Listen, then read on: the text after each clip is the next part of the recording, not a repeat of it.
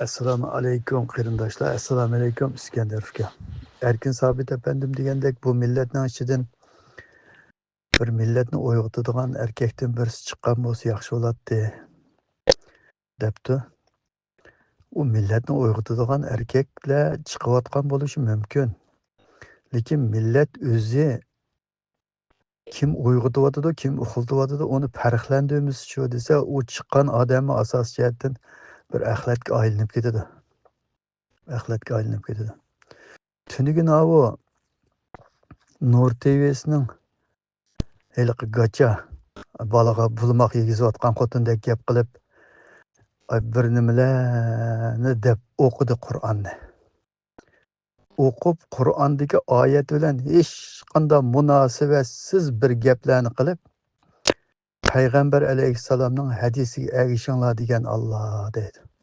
Qur'onda bir tal oyat yo'q Payg'ambar alayhissalomning hadisiga ergishinglar degan gap. Degan bir tal oyat yo'q. Hadis degan so'z degan gap. Söz degan gap. Payg'ambarning so'ziga ergishinglar demidi Alloh. Vahiyga ergishinglar dedi. Vahiy nima desa shu Qur'on. Shu Qur'onga ergishinglar dedi. Shu o'qigan oyatlarning hammasi Rasul bilan keladi. Rasul nima? Elchi. Alloh bu yerda menga itoat qilinglar va Rasulning yetkazayotganiga itoat qilinglar deydi. Rasulga itoat qilinglar degan gap men bir din qo'yaman, menga itoat qilinglar. Uningdan payg'ambar menga o'xshamaydigan bir dinni qo'ydi, uningga itoat qilinglar degan gap emas. Itoat ikkiyani ko'rsatmaydi. Rasul kelgan itoat qilishdagi oyatlarning hammasi asosiy jihatdan Rasul bilan keladi, lekin u ikkiyani ko'rsatamdi, ikkiyani ko'rsatmaydi, birliyani ko'rsatadi.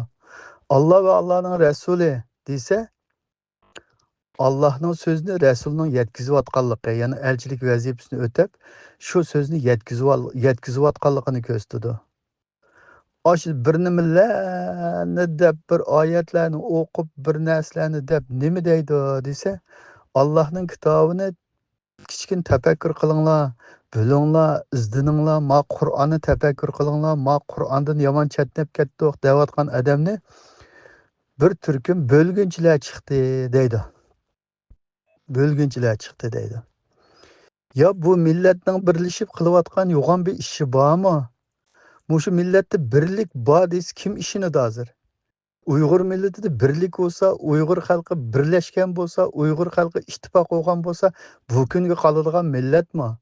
Hozir birlik hosil qilayotgan yeri bormi? Birlikni buzayotgan bo'lsa, bir odam chiqib mayli to'g'ri chaqirgan bo'lsin, mayli xatoga chaqirgan bo'lsin, haqiqiy millat bir yerda birlashib bir ish qilayotgan bo'lsa, har qancha to'g'ri bo'lsin buni qo'yib turib, "Maningga kela" deydi hamma odam. Deydi. "Maningga kela, ma ishni qilayli" degidek bir ish bormi? Bormi?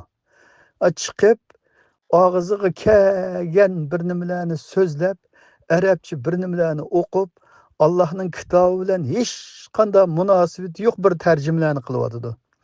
Uning qilayotgan tarjimasi nimaga o'xshaydi desa, iliq turgan moda deb bir ingliz tarjima qilib, chaqchaqni ingliz tarjima qilib birimlarni deydigan birisi bor. G'o'ljida. Amaliyotda inglizcha bilmaydigan odam rost inglizcha gap qilayotgan o'xshaydi deydi endi.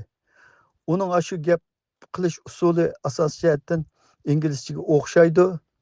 O'xshab ketadi, inglizcha biladigandek his qiladi. Amaliyotda hech narsa emas ashuna da'vatqini. Maning o'qiyotgan bir narsasimi, o'rganib olgan narsasi naqash turgan modaning inglizcha o'rganib olganiga o'xshaydi buningki. Bu Qur'on bilan Allohning oyati bilan hech qanday munosabati yo'q. Qarsangiz oyatni o'qiydi, lekin tarjima qilyotdi. U tarjima Allohning oyatining mazmuni bilan hech qanday munosabati yo'q. Qat'iy bog'lashmaydi. Bichora millat o arabchani biladigan, ma arabcha bilan bir narsalarni ma millatga yetkazayotdi, shu dinni biladigan deb tushunadi mana. Tushundi. Mana mushunda gachilar bu millatni to'g'ri nima, xato nima? Millatni uyg'otayotgan odam kim? Millatni g'aflatga tiqib o'tib olgan odam kim? Hech nimani bilmas qilib o'tadi. O'zimi hech nimani bilmay men dinning tashviqotchisi deb o'tirg'i chiqib olgandek, o'zining bilmaydigan, o'zining bilmaydigan bir narsa shu. O'zining bilmaydigan nimalar? Mushu din millatning diniy da'vatchisi bo'lib o'tirg'i chiqib, Allohning kitobiga nurg'un tuhmatlarni